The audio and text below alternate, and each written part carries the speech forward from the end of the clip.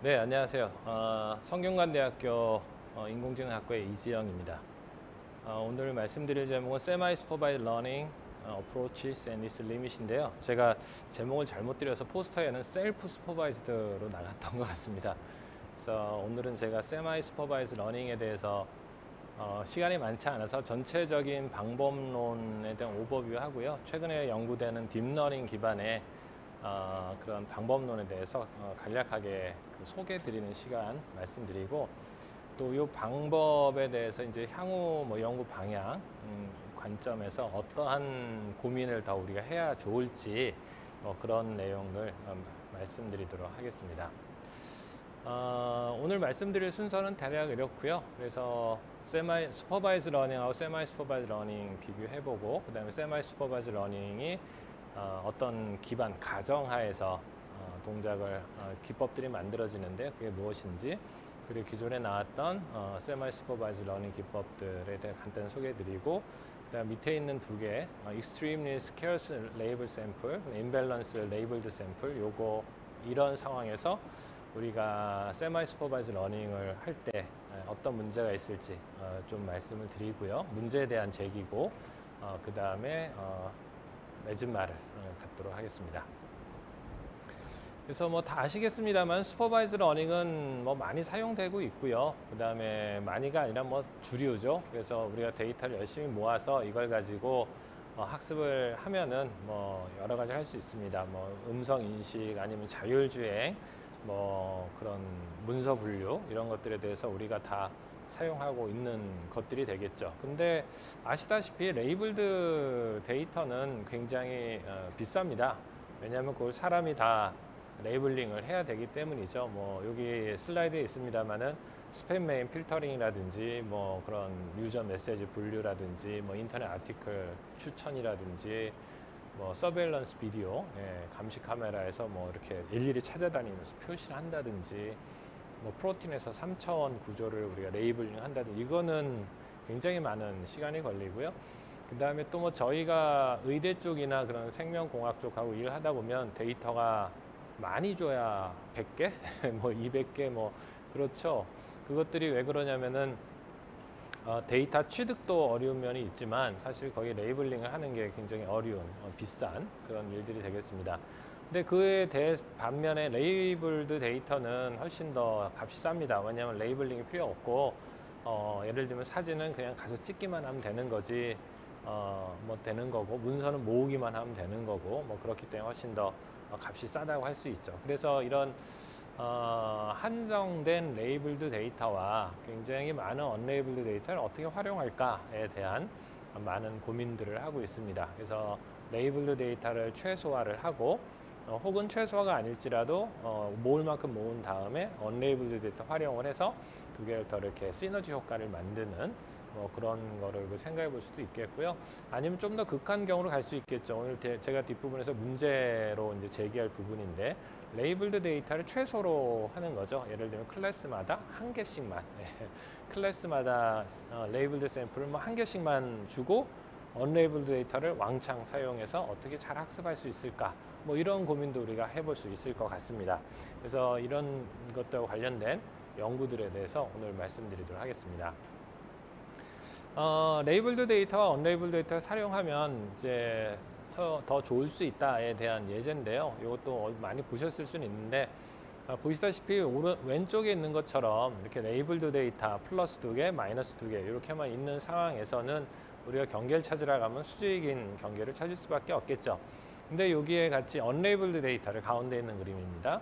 언레이블드 데이터를 같이 섞으면 분명히 우리가 모양이 보이게 되죠. 그래서 이게 어떤 모양이 될지, 경계가 어떻게 될지 우리가 볼 수 있겠고요. 그래서 당연히 섞으면은 맨 오른쪽 같이 빨간색의 경계를 찾을 수 있다. 그래서 레이블드 데이터를만 쓰는 것보다 언레이블드 데이터를 같이 쓰는 것이 훨씬 더 좋은 경계를 낼 수 있다에 대한 이런 이그젠플이 되겠고요. 그럼 이런 더 진짜 사용하는 게 더 좋다라는 게 항상이냐는 아니고, 다음과 같은 가정 하에서 더 좋은 결과를 낸다라고 할 수 있겠죠. 첫 번째 가정은 뭐냐면은 continuity assumption인데요. 그러니까 가까운 점들을, 그러니까 오른쪽 위에 있는 그림을 보시면 되겠습니다. 가까운 점들은 걔들은 서로 레이블을 쉐어할 가능성, 유사한 레이블을 가질 가능성이 크다라는 겁니다. 즉 옆에 있는 애는 같은 레이블일 가능성이 크다라는 것이 되겠죠. 그래서 왼쪽 위에, 오른쪽 위에 보시면 이렇게 반달 모양 두 개가 놓여 투문 데이터셋이라고 하는데요. 보시면은 뭔가 이렇게 파란색과 빨간색이 찍혀 있는 거 보시면서 아마 이게 대충 이해하실 것 같고, 그리고 두 번째도 사실은 유사합니다. 클러스터 어썸션이라는 건 뭐냐면은 그 두 클래스의 경계라는 거는 또 그 위에 있는 그림을 보시면 되겠습니다. 그 클래스의 경계는 어디서 생기냐? 덴서티가 약한데 하이 덴서티가 아니라 로우 덴서티 부분이 경계가 될 것이다 라는 그런 가정이에요. 뭐 일반적으로 우리 가정과 맞기는 합니다. 이런 게 뭐 항상 맞다고 말하기 좀 어렵겠지만 그래서 두 번째 가정은 클러스터 어썸션이고요. 그래서 경계는 어디서 생기냐? 로우 덴서티 부분에서 경계가 생길 것이다 라는 것이고, 세 번째 가정은 이게 꼭 세마이 슈퍼바이즈 러닝의 가정은 아닌데요. 매니폴드 어썸션 많이 들어보셨을 것 같습니다. 이건 슈퍼바이즈 러닝에서도 가정을 하는 것이죠. 즉 데이터가 굉장히 하이 디멘저널한 스페이스에 존재하더라도 그 데이터가 갖고 있는 내재적 구조, 내재적 구조는 로우 디멘저널한 구조일 수 있다라는 겁니다. 그래서 아래쪽 그림 보시면 이게 3차원 그림이지만 데이터 자체는 2차원 평면이 3차원에 말려 있는 형태이기 때문에 요 말려있는 평면을 그냥 쭉 하고 펼쳐주기만 하면 바로 2차원 로우 디멘저널 스페이스를 만들어낼 수가 있죠. 네, 그러한 가정입니다. 즉 다시 말하면 우리가 그 레이블드 데이터만 갖고 있을 때는 이런 매니폴드를 발견하기 어렵지만 언레이블드 데이터를 같이 쓰면은 이런 매니폴드를 또 발견하기 쉬우니까 더 잘하게 될 것이다. 라는 가정이 되겠습니다. 그래서 요 세 개의 가정이 이제 세마이 슈퍼바이즈 러닝의 대표적인 가정이고요. 이후로 개발되는 방법들이 대부분 이 가정에 기반해서 이 가정을 어떻게 하면 더 잘 활용할 수 있을까, 그런 측면에서 방법들이 개발이 되고 있습니다. 그래서 지금까지 방법론들을 보면은 이제 크게 나눠보면요. 뭐 이건 나누는 것도 뭐 이제 학자들마다 기준마다 여러 가지가 있어서 제가 지금 말씀드리는 게 뭐 유일하고 정확한 거라고 말씀드리기는 어렵습니다. 첫 번째는 이제 컨시스턴시 레귤러라이제이션 기법, 그러한 분류가 되겠습니다. 컨시스턴시 레귤러라이제이션이라는 관점에서 어프로치하는 거, 엔트로피 미니마이제이션이라는 관점에서 접근하는 거, 프락시 레이블 메소드라는 거가 있고요. 밑에는 이제 홀리스틱 메소드인데, 홀리스틱은 전체 다 전체주의 이런 느낌 단어죠. 그래서 위에 있는 크게 보면 세 가지 어프로치가 있는데 그걸 왜 따로따로 쓰냐? 통으로 다 쓰자 한꺼번에. 생각하면 당연한 소리인데, 듣고 나면 당연한 소리인데 사실 새로운 방법 만들 때는 그 생각하기도 사실은 쉽지는 않죠. 그래서 홀리스틱 메소드는 위에 있는 세 개 한꺼번에 다 써서 잘해보자 그거고, 최근에 좋은 성능을 보고 있는 픽스 매치 같은 것들은 다 이제 홀리스틱 메소드에 해당되는 거라고 할 수 있겠습니다. 먼저 컨시스턴시 레귤러라이제이션에 대해서 말씀을 드리면 이렇게 됩니다. 컨시스턴시 레귤러라이제이션에 해당되는 기법들은요, 이제 컨티뉴어티 어썸션에 기반을 하고 있습니다. 즉 무슨 말이냐면은 가까이 있는 애들은 언레이블 데이터입니다. 가까이 있는 애들은 비슷한 레이블을 갖게 될 것이다 라는 게 그게 컨티뉴어티 어썸션이죠. 그래서 오른쪽 그림에 있는 걸 보시면 YL, XL 이건 레이블드 데이터입니다. 레이블드 데이터니까 입력도 출력도 있겠죠. 그래서 YL이 있고 해서 XL과 YL은 짝꿍이고요. 그 다음에 XU는 언레이블 데이터가 되겠습니다. 그래서 모델에 대해서 XL을 집어넣으면은 모델의 출력과 주어진 데이터 정답이죠. 레이블 YL하고는 크로스 엔트로피를 구하고, 언레이블 데이터가 들어가면은 그거에 대해서 퍼터베이션을 좀 일으킵니다. 즉 어떤 X에 대한 주변에 있는 데이터, 가까운 데이터를 만들어내는 거죠. 퍼터베이션을 만들어 가지고 X hat U라고 하면 그 XU에 대한 모델의 출력과 X hat U에 대한 모델의 출력이 시밀러 해야 된다, 같아야 된다 라는 그런 가정을 할 수가 있겠죠. 이게 바로 컨티뉴어티 어썸션이니까요.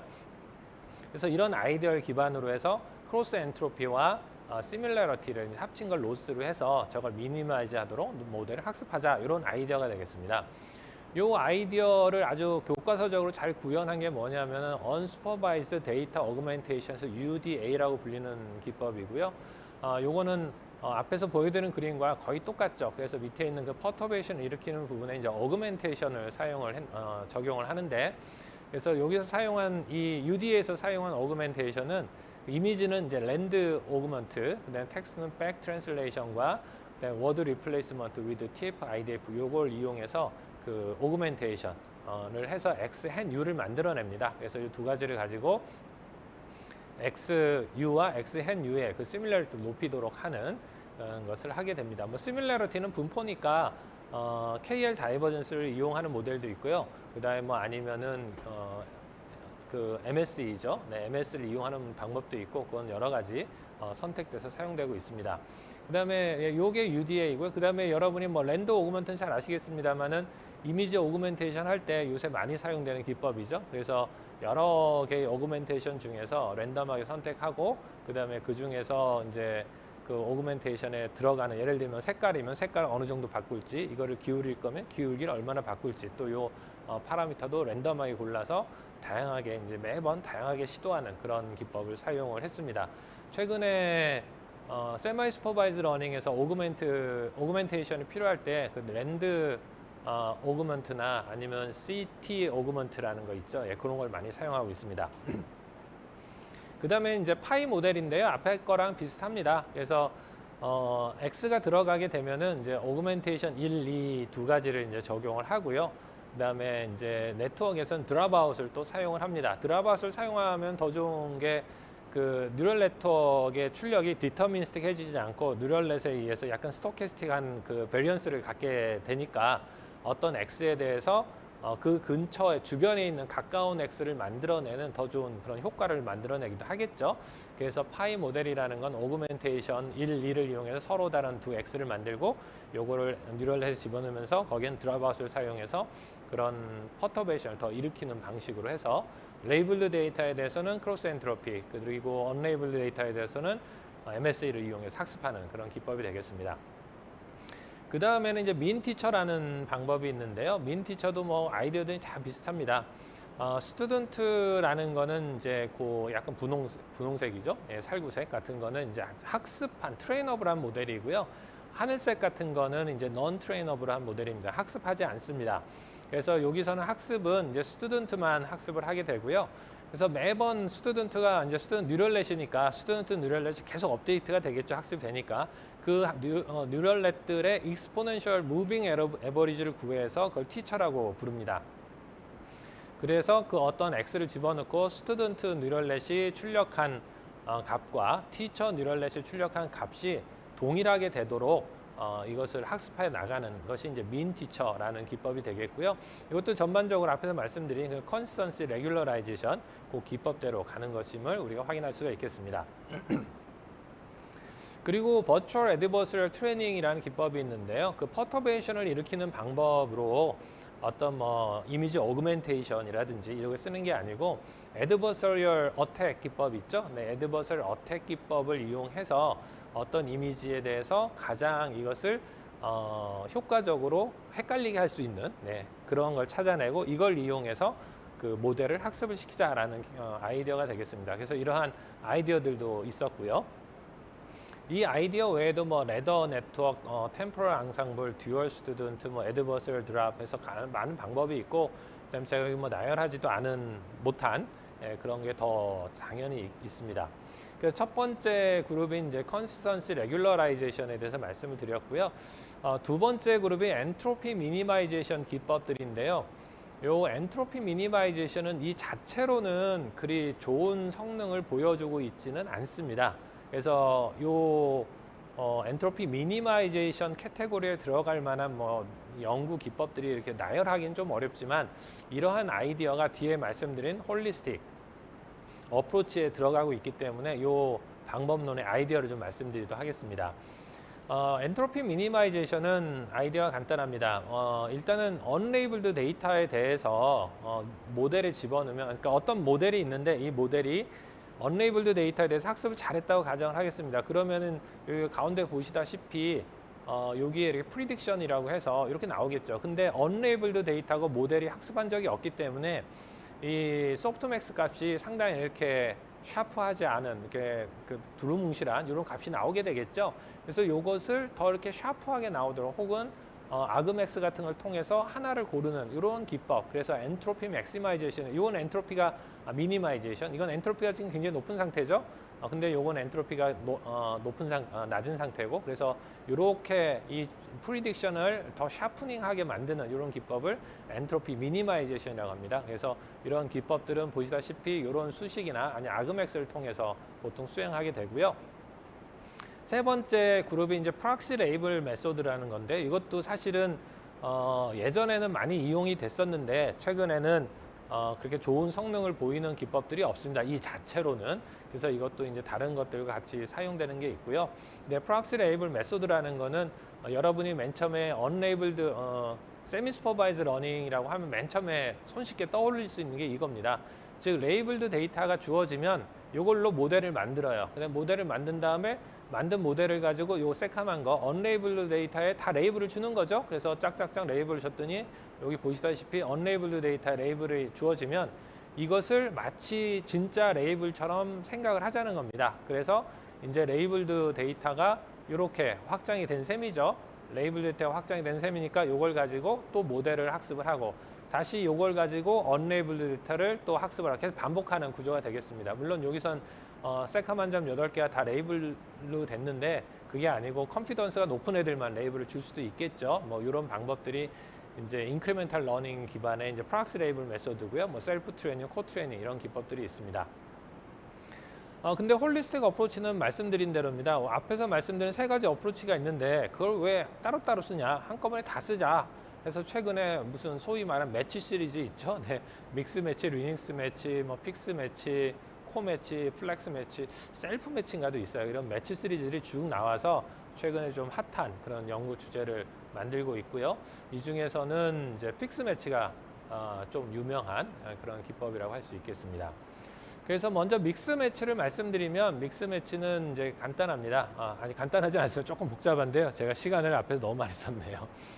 언레이블드 데이터가 있으면은 요게 이제 오그멘테이션을 K개를 서로 다르게 합니다. 그 데이터가 이제 서로 다른 K개가 나오고 이거에 대해서 각각의 클래시피케이션 하면은 소프트맥스 값이 나오겠죠. 그거를 평균을 냅니다.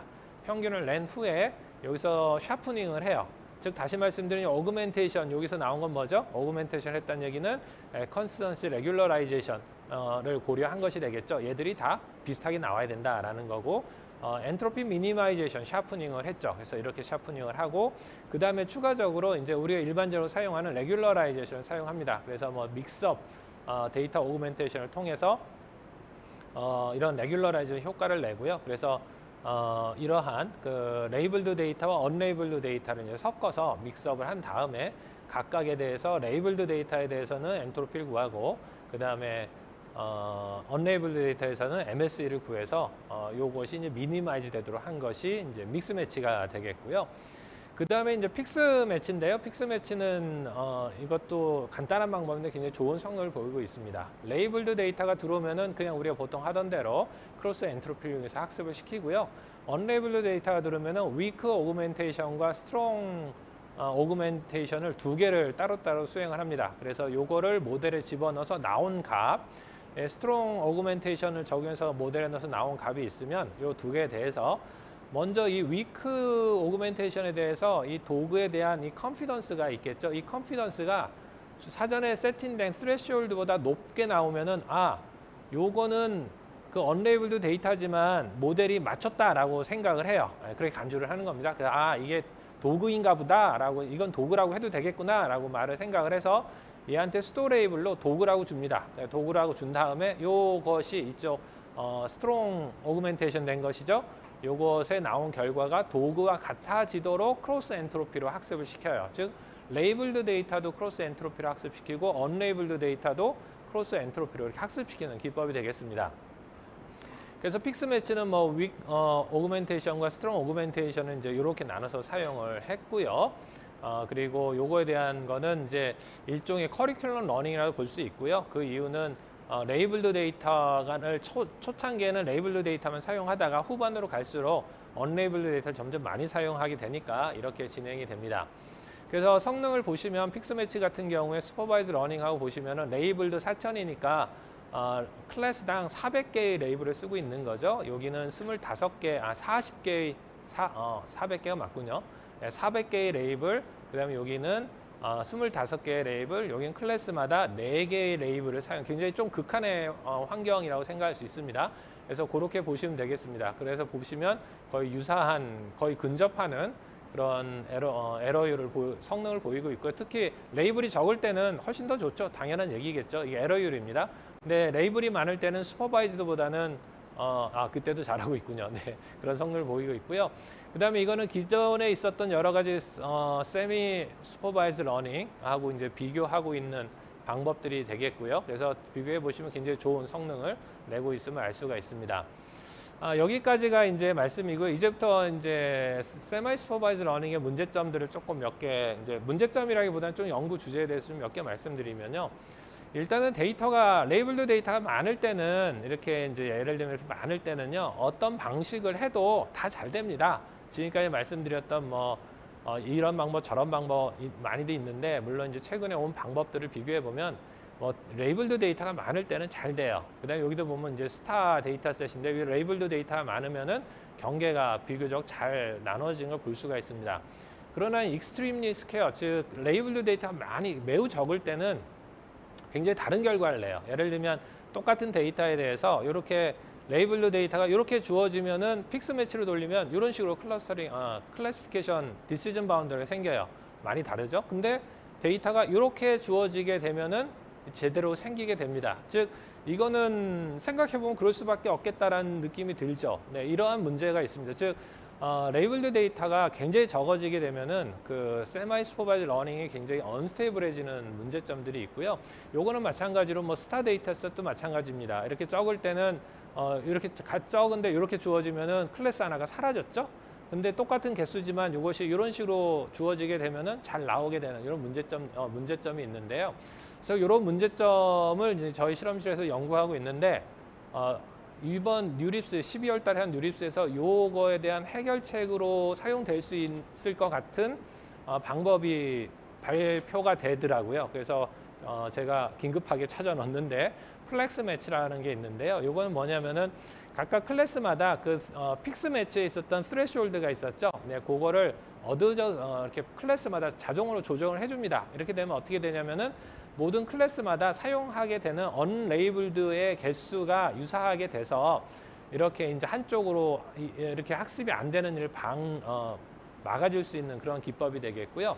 그 다음에 이제 두 번째 문제는 언임밸런스 할 때 문제입니다. 즉 레이블드 데이터가 주어지는데 밑에 쪽은 굉장히 많이 주어지고 이쪽은 조금밖에 안 주어지면 사실은 이 임밸런스 클래스 문제는 슈퍼바이즈에서도 문제지만 세마이 슈퍼바이즈에서도 더 큰 문제를 일으킬 수가 있겠죠. 네, 이 문제에 대해서 우리가 어떻게 해결할 건가 여러분이 많이 고민을 좀 하시면 좋을 것 같습니다. 그래서 말씀드린 대로 언레이블드 데이터를 사용을 하시고 많이 사용한 연구도 되고 있고 실제로 실용 가능한 연구들이다. 특히 임상, 메디컬 쪽에 그리고 많은 홀리스틱 어프로치가 좋은 결과를 내고 있다라고 말씀드릴 수 있겠습니다.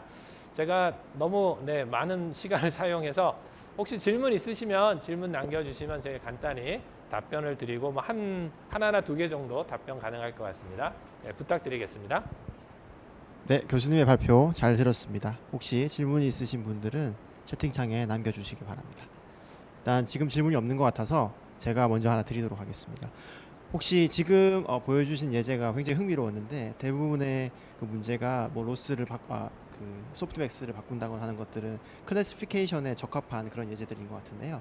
혹시 리그레션 문제, 예를 들어서 오브젝트 디텍션이나 그런 문제에도 적용한 사례가 있을까요? 오브젝트 디텍션에도 많이 사용되고 있습니다. 저는 이제 클래시피케이션 중심으로 말씀을 드렸는데요. 네.